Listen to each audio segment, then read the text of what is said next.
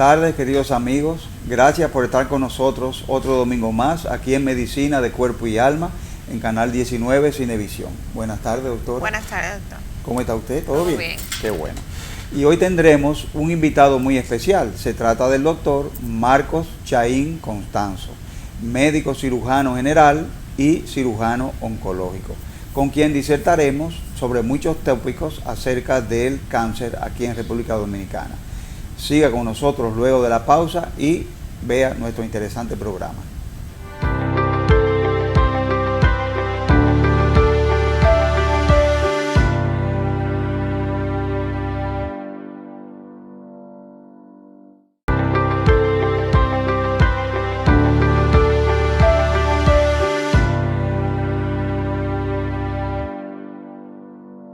Muy buenas tardes, queridos amigos. Gracias por permitirnos entrar otra vez en sus hogares. Hoy otro domingo más, aquí en Cinevisión, Canal 19, de 2 a 3, en nuestra entrega más de Medicina de Cuerpo y Alma.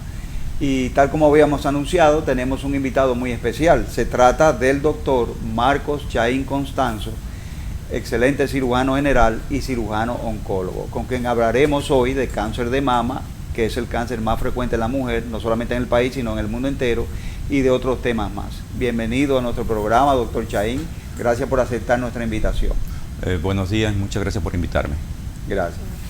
Doctor, ¿y cómo está eso de los casos? ¿Cuál es el cáncer más frecuente en la mujer aquí ahora mismo? Los primeros 3 cánceres más frecuentes y las causas de muerte de muerte oncológica, por supuesto, en la mujer en estos momentos en el país. Actualmente el número 1 es el cáncer de mama, siguiendo el cervicouterino. Hay otro que ha ido aumentando en las mujeres y es producto de que la mujer insertarse en la sociedad. Muchos cánceres que eran propios de hombres lo están superando las mujeres, como cáncer del pulmón, cáncer de hígado, y es por la inserción y la mentalidad de la mujer de ser más liberal, más independiente, se ha incorporado a trabajo propio de hombres. Sí.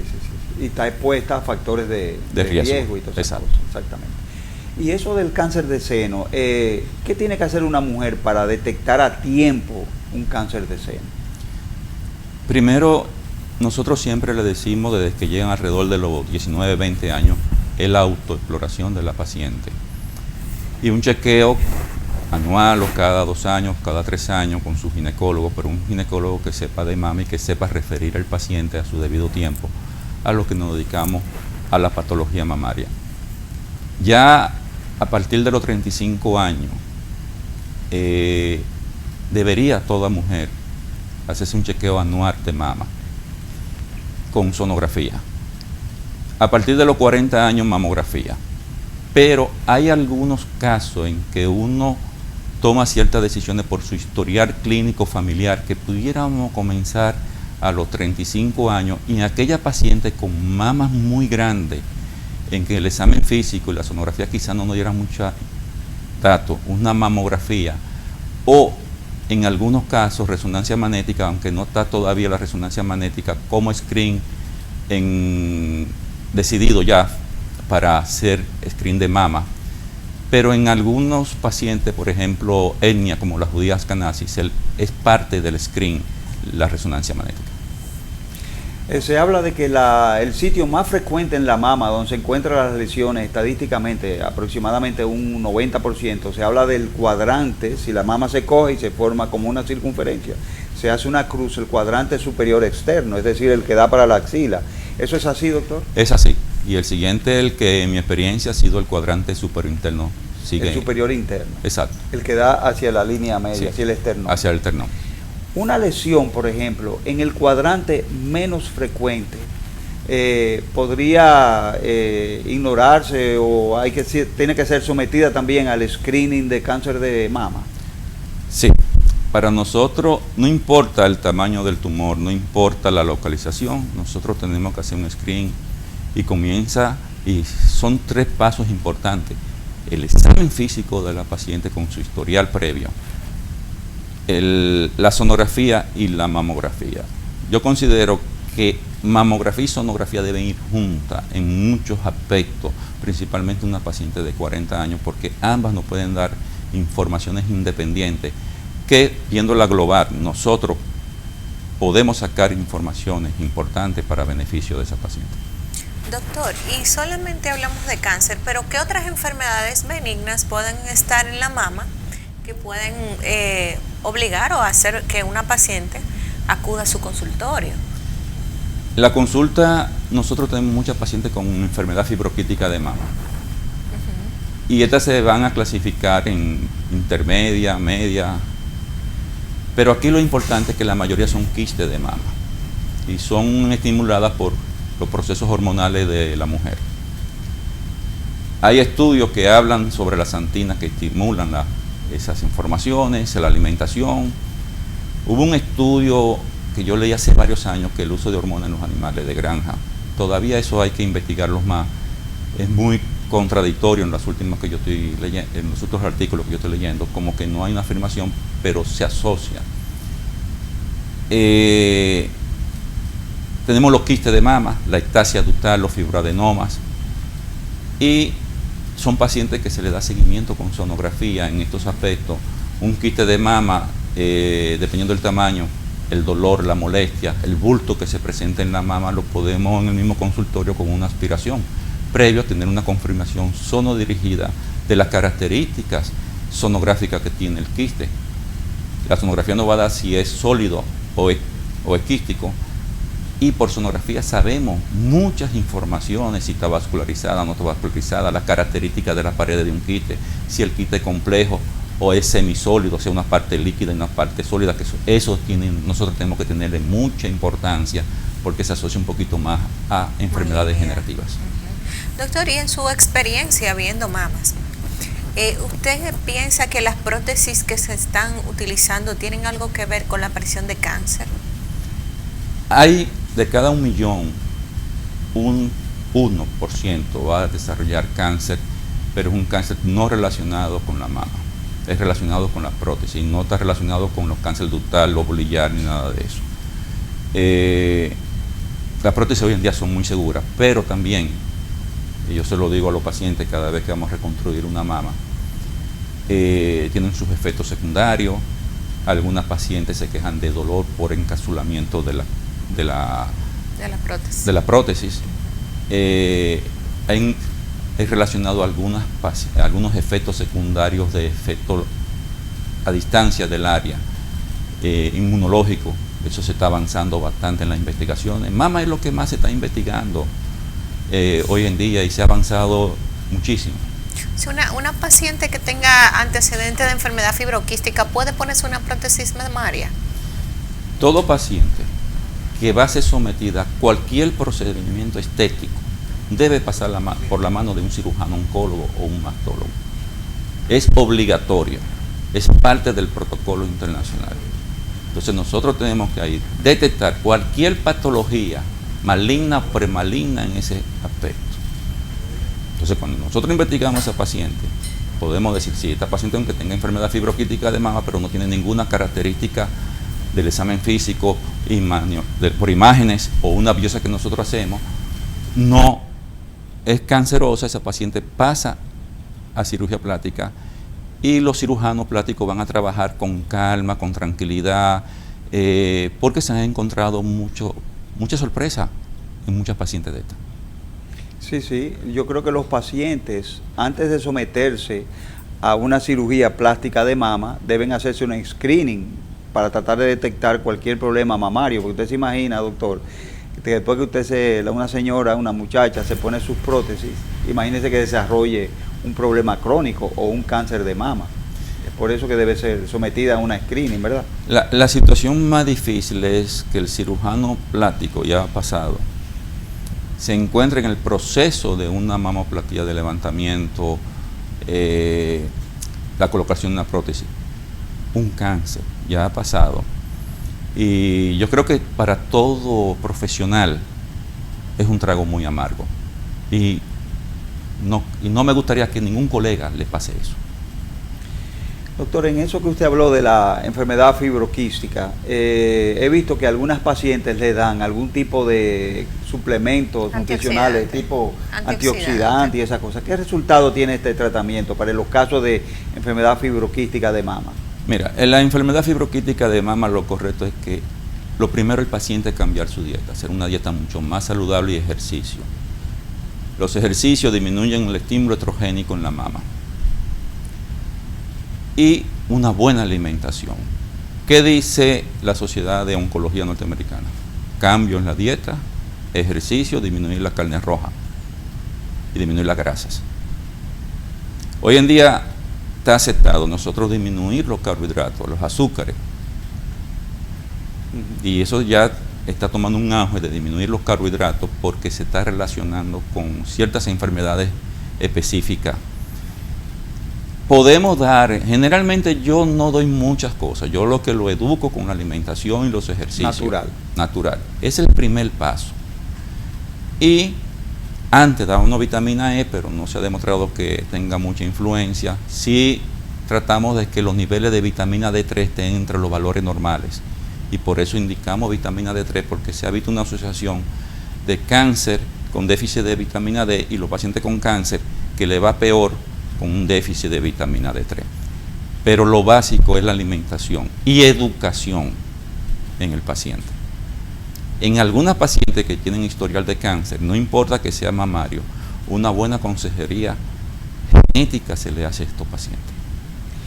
Y se ha hablado también, doctor Chaín, que la lactancia está directamente relacionada con la aparición de cáncer de seno, es decir, mujeres que han lactado sus hijos tienen menos incidencia de cáncer de mama. ¿Es eso cierto? ¿Hay una relación? Hay una relación cierta.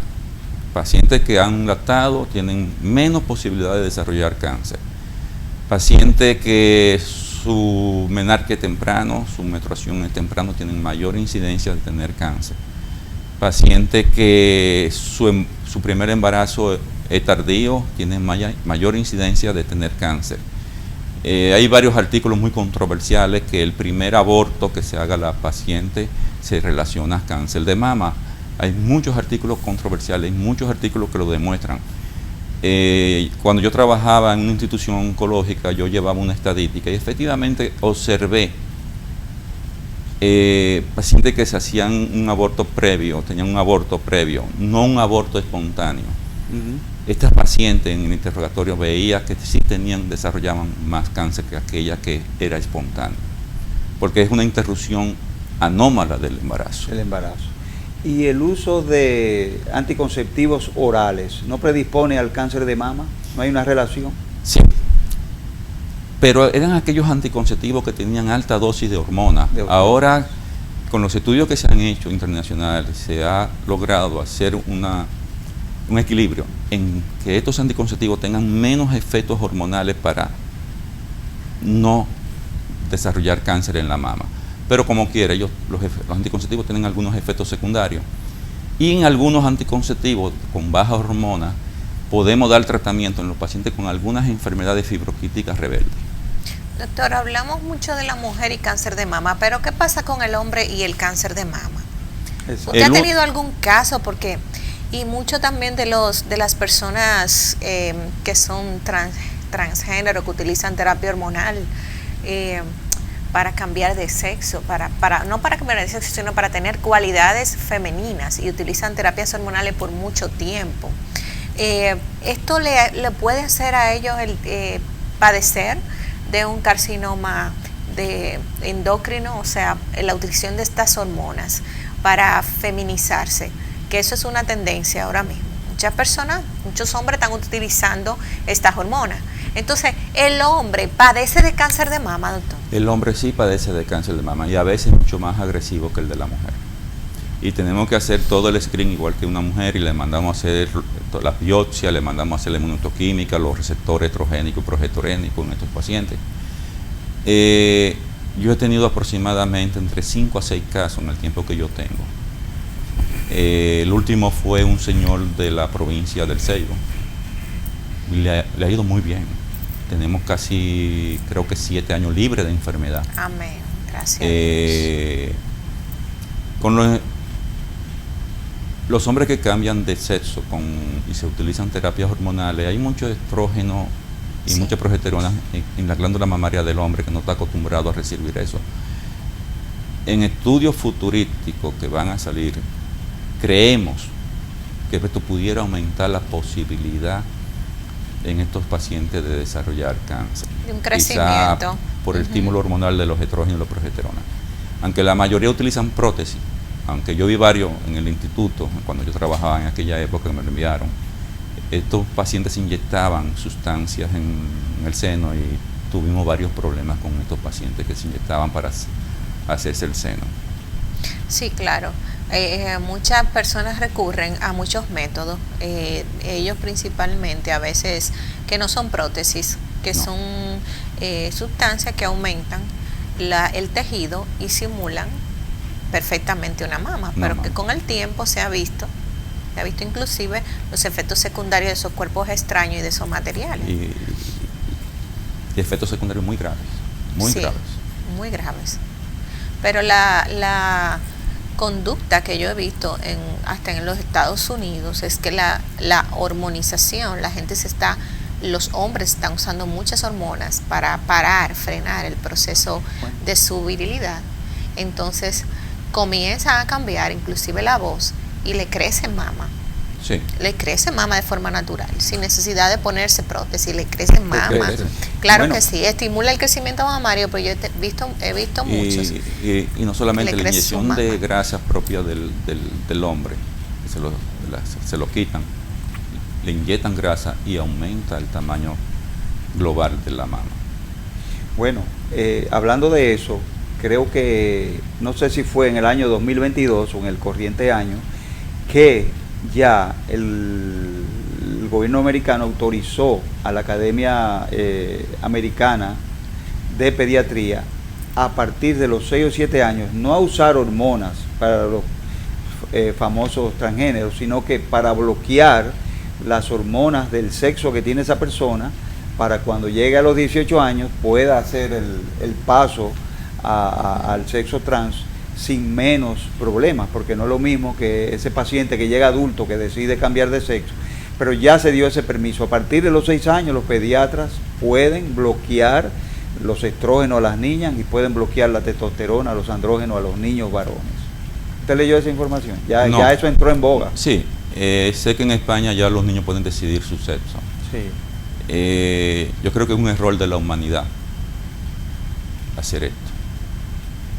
Hay un momento en el desarrollo, y los pediatras lo saben, los psicólogos y los psiquiatras que se dedican a niños, hay un momento en el desarrollo de la pubertad en que puede tener duda el paciente, pero con una buena orientación profesional ellos definen realmente su sexo real.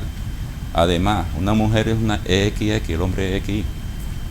¿Qué es lo que está pasando? ¿Por qué se está feminizando al hombre y masculinizando al hombre? Debería hacerse un estudio y la sociedad autocriticarse, porque los niños no se tocan. Mi cultura, mi educación, el niño no se toca. Él va a decidir en su desarrollo fisiológico lo que él quiere. Hay que respetar lo que ellos decidan al final. Cuando llegue a una edad que tenga el equilibrio para poder decidir.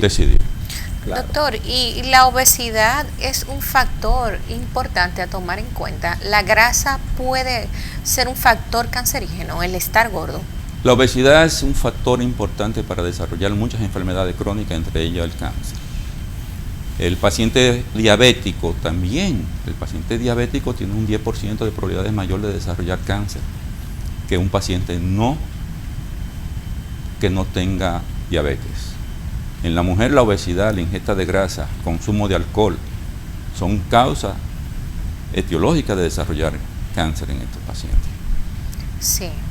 Doctor Chaín, ¿qué papel tienen ahora todos estos marcadores tumorales, el BRCA1, el BRCA2, en el diagnóstico y en el manejo del paciente de cáncer de mama? Mira, nosotros cuando hacemos la biopsia, tenemos una biopsia positiva para un cáncer, ya sea un ductal, un lobulillar, porque hay muchos cáncer de mama diferentes, pero lo más común es el ductal y el lulial, ya los otros son más secundarios. Mandamos a hacer la inmunohistoquímica. ¿Qué vamos a buscar en la inmunohistoquímica?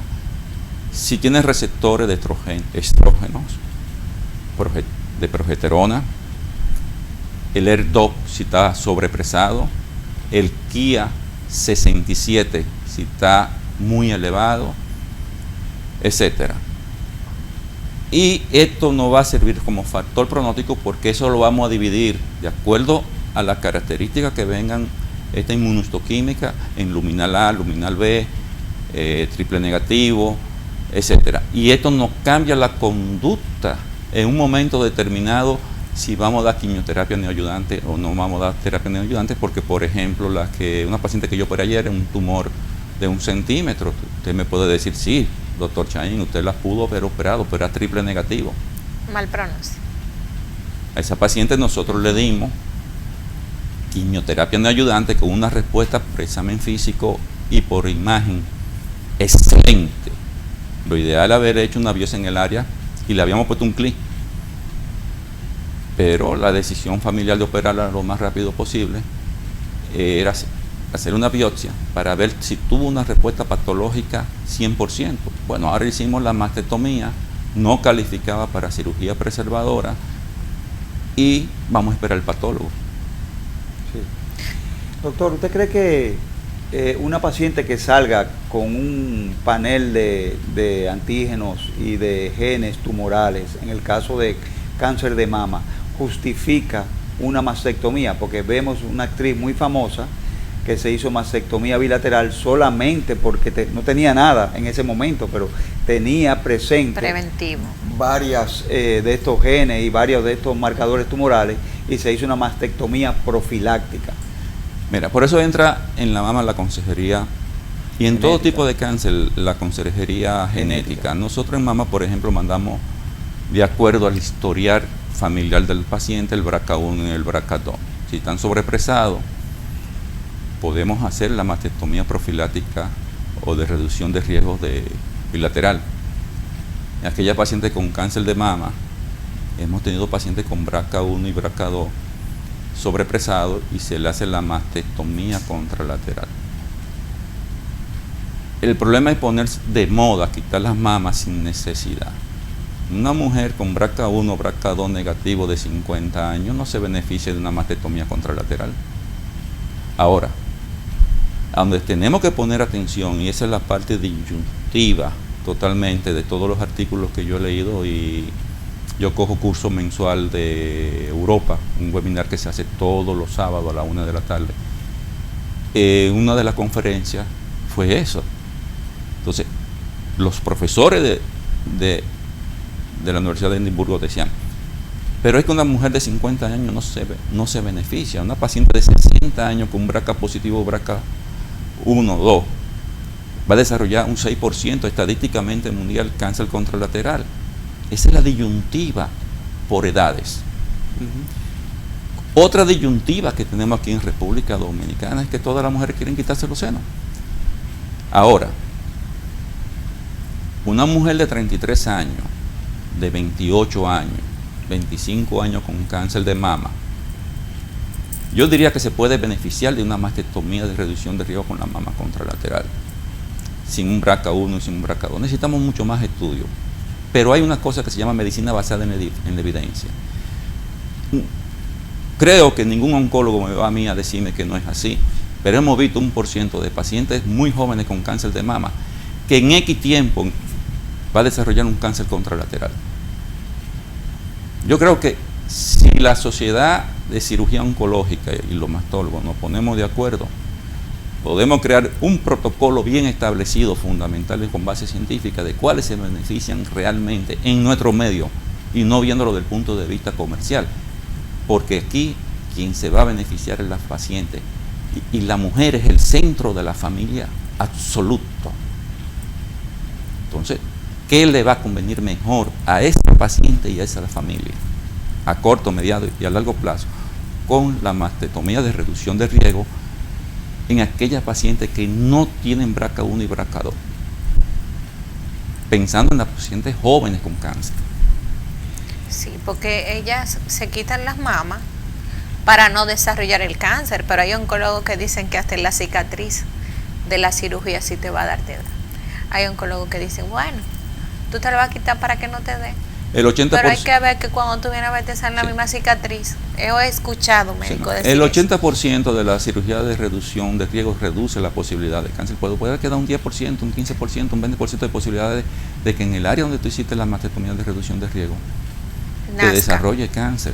Sí, crezca. Cáncer mamario. Sí. ¿Y por qué? Por restos de las glándulas residuales que quedan. Sí, quedan residuales. Por más que uno trate, mira que nosotros hacemos los colgajos finos, somos muy exigentes en esta cirugía de reducción de riesgo con los colgajos, un riesgo que nosotros corremos con inclusive de necrosis de la areola pezón, porque tenemos que quitar bastante tejido detrás del areola pezón y hacemos la reconstrucción con rotaciones de colgajo, con prótesis, con ciertas mallas especiales. Y no ha ido bien, pero también hemos tenido muchos éxitos, pero también hemos tenido nuestras complicaciones. El cirujano que le diga a usted que no tiene complicaciones, llévalo a un psiquiatra. Y no ha ido bien realmente.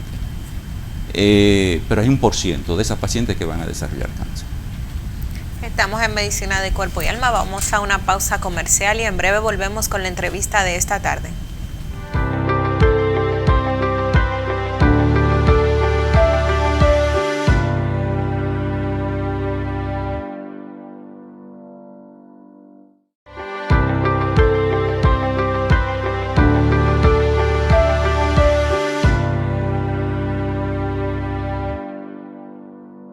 Estamos en Medicina de Cuerpo y Alma en el tercer segmento. En la tarde de hoy tenemos al doctor Chaín, médico cirujano y cirujano oncólogo, con el cual estamos teniendo una conversación acerca de lo que es el cáncer. En el primer set hablamos sobre el cáncer de mama y en esta oportunidad quisiéramos conversar con el doctor que nos instruya sobre un cáncer también muy importante, que es el cáncer de pulmón.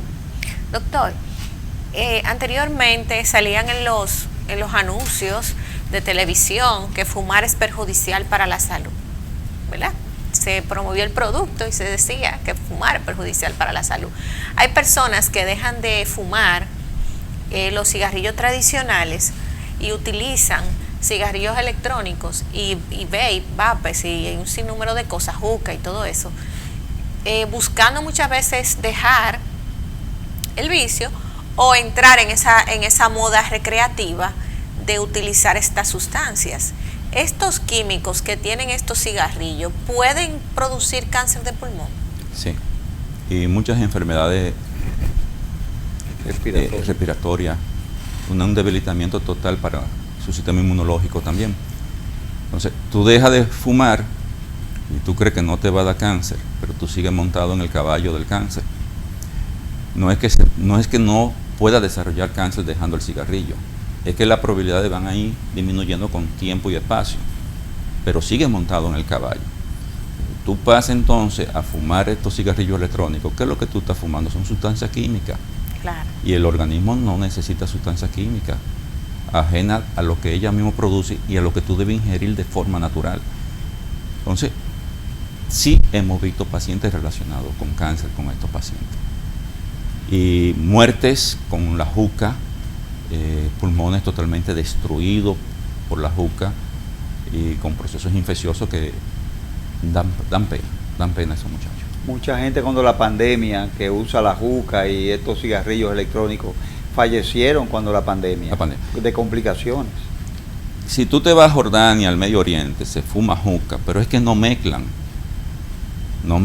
es la cantidad de mezcla que ellos le están poniendo a la juca. Sí, para saborizar. Y ahí es que está el problema. Esa combinación de químicos trae el problema también. Y que no cambian la boquilla, se pasan la bacteria de uno a otro. Si un tuberculosis fuma una juca y se la pasa al otro, va a contaminarse. Si un paciente tiene una neumonía por cualquier otra cosa, se van a contaminar. Ese es el problema de la juca. Y ya en la literatura de aquí, nosotros hemos tenido experiencia en todas las clínicas de pacientes que han fallecido en muy malas condiciones por el uso de juca. Claro. Doctor, y sabemos que los tumores más frecuentes en la mujer son el de mama, el de cervix Y en el hombre, el tumor más frecuente es el de la próstata, rebasando su incidencia al de mama y cervix sumados los dos. Pero después del de próstata, ¿cuál es el cáncer más frecuente en el hombre? Nosotros estamos viendo un aumento grande de cáncer de colon y pulmonar. El de colon, una estadística personal de una institución que yo llevo, que yo trabajo, vamos equilibrados, hombre y mujer, en cáncer de colon. Por ejemplo, ayer yo revisé uno, en el trabajo en que yo hago independiente, unos casi 70, 80 récords. Mucho cáncer de colon y sorpresivamente me encontré ya mucho cáncer de colon derecho. Estamos viendo mucho cáncer del pulmón, principalmente metastásicos, de mama, de colon, donde están siendo sometidos para hacer la extirpación de las metástasis, porque esto aumenta las posibilidades de vida en la paciente y calidad de vida en el paciente. El de hígado, en nuestros medios están aumentando, aunque lo que yo he visto últimamente es mucha metástasis, y lo manejamos con el departamento de hepatobiliar para hacerle la extirpación de las metástasis. El CA de cervix, como estuvimos hablando anteriormente, nosotros tenemos que tirar una curva a varios años próximos, porque comenzó la vacuna contra el papiloma humano, que es una causa de cáncer cervicuterino y una causa de cáncer de la cavidad orofaringea, que va en aumento agresivamente en el país. Sí. De garganta. Sí, de garganta. Claro. Tenemos que ver en los próximos años cuál va a ser el comportamiento con los jóvenes, que fueron los que comenzamos con niños y niñas. No solamente la mujer que hay que vacunar al hombre. Al hombre también. Claro. También. Entonces, quizá en 5 o 10 años nosotros pudiéramos hablar si la campaña de vacunación que nuestro país ha hecho con éxito y que debemos implementarla más agresivamente, que sea esa vacuna gratuita, porque la inversión que se va a hacer gratuito se va a resarcir al gobierno con pacientes que no tengan cáncer. Con esta prevención, sí. Pero creo que la vacuna, por lo menos sea un sitio aquí en Santo Domingo que se aplica gratis, tiene que ser niñas después de 9 años, en el nuevo esquema de vacunación. Sí, se aplica gratis. La incluye. En el centro sanitario. Se está aplicando gratis, lo que no cubre son tantas serotipos oncogénicos, creo que son 2 o 3. Tenemos una ya, que es más salió amplia, la segunda, que tiene 9 serotipos. 9 serotipos. Y la clásica, esa no ha llegado al país, pienso yo, pero la clásica es muy buena, tiene 4 serotipos frecuentes. Lo ideal es saber cuáles son los serotipos predominantes en República Dominicana, que aunque con el turismo que nosotros tenemos, yo creo que tenemos ya toda la... Y hay pacientes que tienen, cuando uno le diagnostica una condilomatosis, por ejemplo, verrugas genitales, no tienen un serotipo, sino que tú le encuentras 5, 6, 7, 8, 9, 10 serotipos de virus de papiloma. Sí, es verdad. Esa es otra situación. Pero sí me llama mucho la atención porque he tenido casos de familiares y casos que conozco de gente joven con cáncer de garganta asociado a papiloma. Y son personas que comienzan a tener ronquera o dificultad para tragar. Y cuando acuden a la consulta tienen cáncer jóvenes y asociado a papiloma. Asociado a papiloma jóvenes, muy jóvenes, 30 años. Realmente el primer paciente que yo sospeché, y no se hablaba de papiloma humano, fue cuando yo estaba haciendo el fellowship de cirugía oncológica de un colega que le hizo la traqueotomía a un paciente y me pidió que yo lo hacía para parar la hemorragia de la traqueotomía. Me sorprendió el joven de 27 años sin historial de bebidas alcohólicas, sin haber ingerido fumador, causas secundarias que pueden llevar a cáncer. Y yo le dije a ese momento, a ese fellowship, yo era fellowship del segundo año, éramos los dos, y yo le dije, esto tiene que ser un virus. Y comencé a darle en el internet el seguimiento, y aparece el papiloma humano. Y cada día son miles de publicaciones de cáncer de cavidad orofaringea, lengua, Sí. amígdala, No. Ay, sí. ano, pene, cervicuterino, cuerdas vocales con cáncer.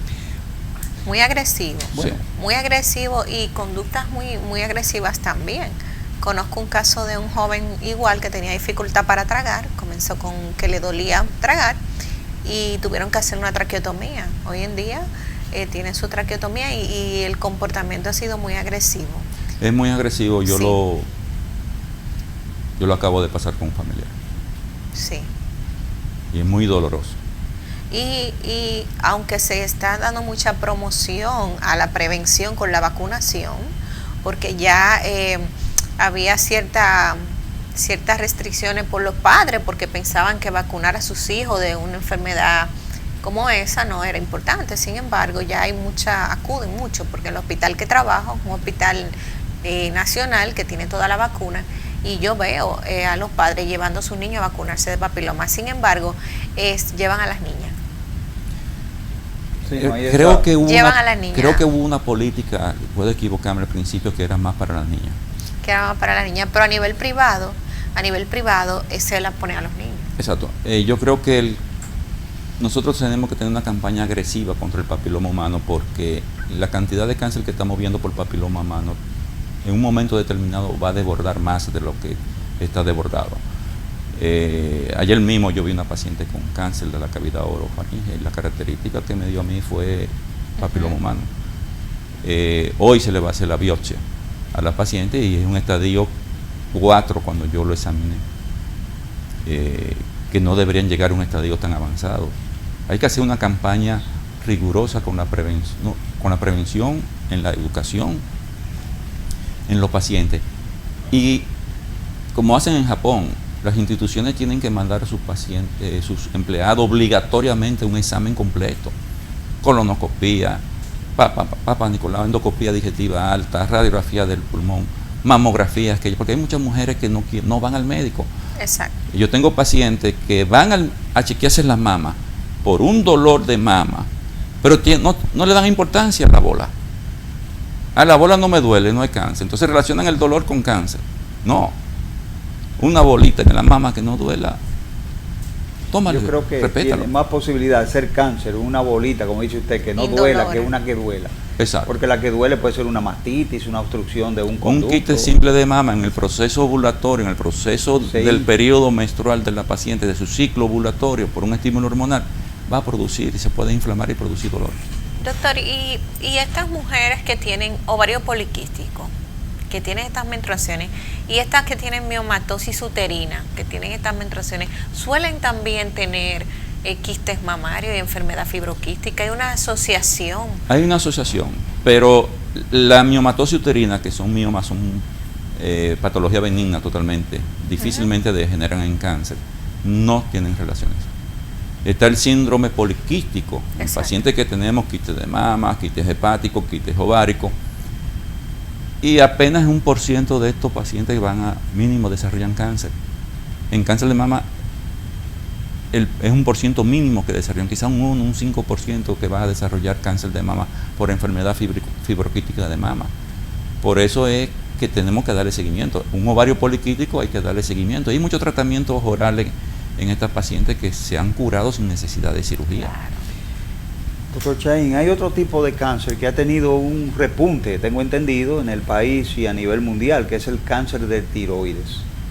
¿Cuáles son los factores que pueden desencadenar este aumento en la incidencia del cáncer de tiroides? Mira, hay factores ambientales en el cáncer de tiroides. Por ejemplo, ¿usted se acuerda de Chernobyl?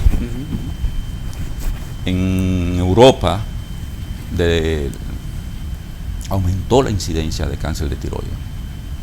Y esa radiación llegó hasta América.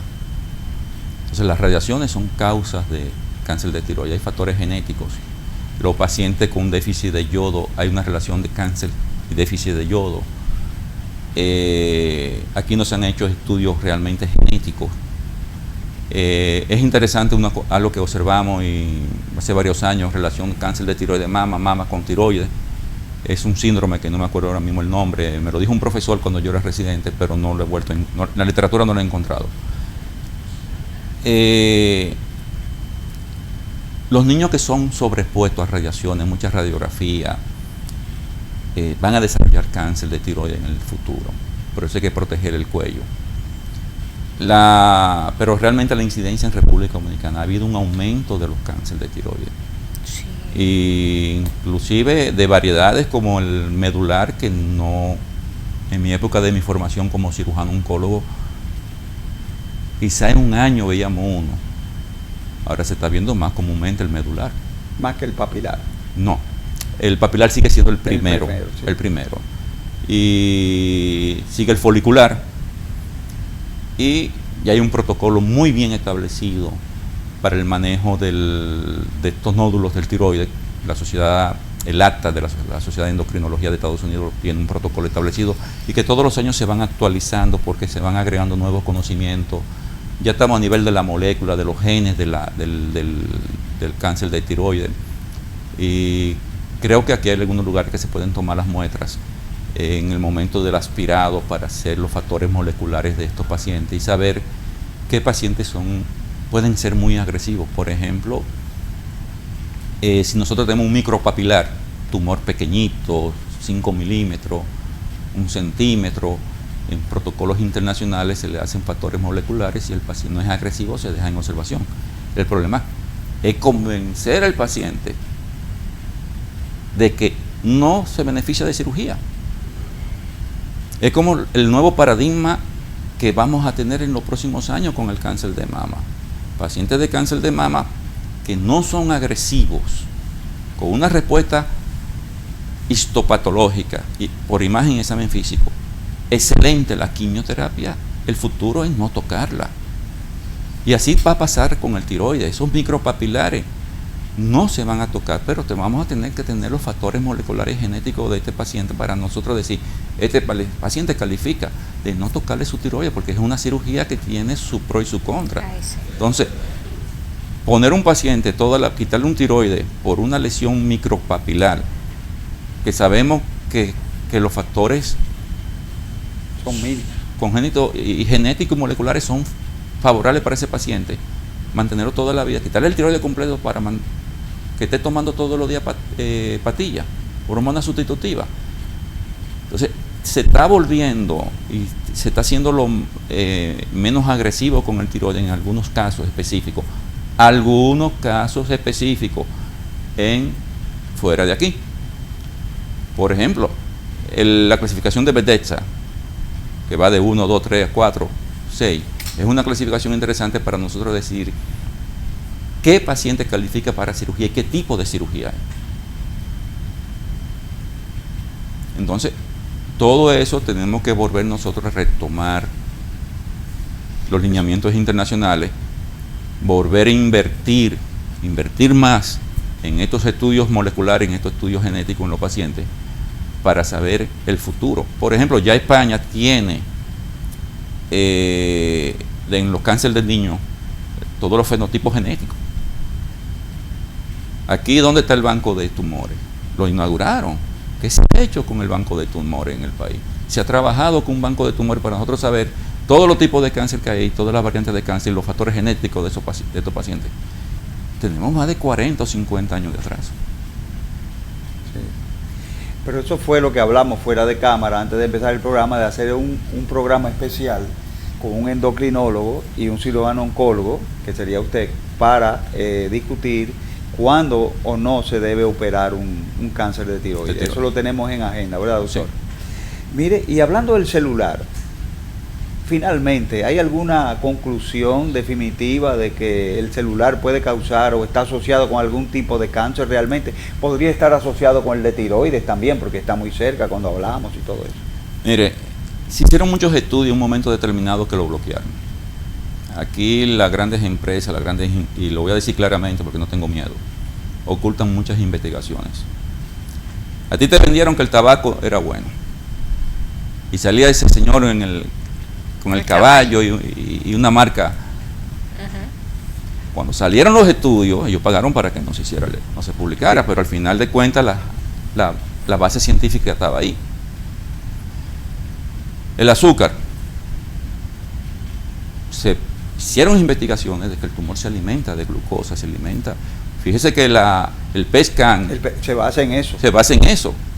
¿Qué quiere qué? decir? Que los carbohidratos, los azúcares, los dulces aumentan las posibilidades, y se ha demostrado que los pacientes diabéticos, el 10% tienen mayor probabilidad de desarrollar cáncer.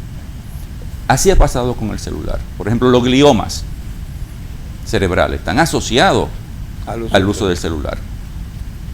Lo ideal no es tener el celular cerca de tuyo cuando tú lo estés cargando. Lo ideal es utilizar más el celular con el oído izquierdo. Lo ideal es... ¿Por qué con el izquierdo? Eso es lo que no se sabe. Tratar de no tener el celular encima.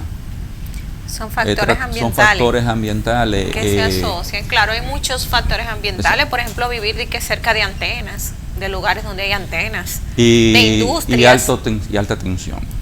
Ajá, yo he leído también, por ejemplo, que la contaminación es un factor de riesgo para desarrollar cáncer. Hay zonas del país también, dicen que por la zona de Jaina hay mucha gente que tiene cáncer. Es la contaminación de esas grandes industrias, el plomo, claro, todo eso. Que se asocian también, aunque no sea definitivo, pero sí se encuentran documentados, porque es verdad que se encuentra documentado en la literatura que una persona que vive en una zona industrializada pueda desarrollar cáncer, y que hay muchos tipos de cáncer en las personas que viven en esa zona. Mire, yo hago un cuento que para mí me marcó cuando yo comencé a hacer el fellowship de cirugía oncológica, y creo que mis compañeros, entre ellos el doctor Taveras, que usted lo conoce, en Sala Barletta del Instituto Oncológico, tengo que mencionarlo, y no es, y tiene su renombre y hay que darle su corona. Teníamos un mapa de la República Dominicana gigante, y nosotros le poníamos tachuelas de colores. Cada tachuela de color significaba un tipo de cáncer y de dónde venían más los pacientes con ese tipo de cáncer. Con ese tipo de cáncer. Increíble, habían 3 regiones en el país: Constanza, Jarabacoa y el Valle del San Juan. Yo me sentaba a veces a mirar ese mapa y digo, ¿por qué? Me hacía una pregunta en mi ignorancia, hasta que comencé a investigar. ¿Qué hay ahí? ¿Qué hay ahí? Son zonas de agricultura masiva del país. Los grandes pesticidas, los herbicidas, son causa de todo tipo de cáncer. Pesticida. En México hay un lugar que está contaminado con muchos pesticidas, donde hay un aumento del cáncer de próstata en los hombres. Lo dije de broma con los muchachos, me dijeron que yo estaba trastornado. Yo le dije, bueno, mi papá me enseñó a razonar, lógica, simple. Y efectivamente era así. Lo que pasa es que no llevamos estadística. Claro. Cuando yo estaba en el servicio de mama de dicha institución, yo llevaba mi paciente que yo le detectaba cáncer en mama. Yo decía, voy a sacar ahora en 5 años de dónde vienen cada paciente de esa. Pero de repente me ponen a operar 2 pacientes con sarcoma de mama, que es un tumor rarísimo, pero estos 2 vienen de Boca Chica. Y cuando hago así que reviso mi estadística personal, veo que tengo muchas pacientes de Boca Chica, y muchos estaban relacionados con los trabajos de Zona Franca. Exacto. Y entonces, de ahí comencé yo a investigar en la literatura mundial y encontré respuestas de muchas fábricas donde hay una mayor incidencia de cáncer de cierto tipo y de cambio de células que van de células normales a células atípicas, de atipia van a un cáncer. Y es porque están expuestos a ciertas sustancias que desarrollan cáncer. En su área Por laboral. eso es que muchas de esas fábricas, sus obreros deben utilizar, como cuando estábamos con el COVID, Indumentaria. una indumentaria especial para protegerlo. Claro. Bueno, hasta aquí, usted sabe, doctor, agotamos nuestro tiempo. Le agradecemos su benevolencia de haber venido a nuestro programa, y prometemos este programa de hablar de cuándo operar ciertos tumores, sobre todo el de tiroides, también con un endocrinólogo. Le damos las gracias, le damos las gracias al doctor Chaín, Marcos Chaín Constanzo, cirujano general y oncólogo, también amigo de muchos años, desde el Hospital Gautier en los años 90. Así es, cuando yo era residente, que usted era ya MA de urología. profesor. No, MA de urología. Bueno, pues muchas gracias. A ustedes también, queridos amigos, por haber estado con nosotros otro domingo aquí en Medicina de Cuerpo y Alma, en Cinevisión, Canal 19.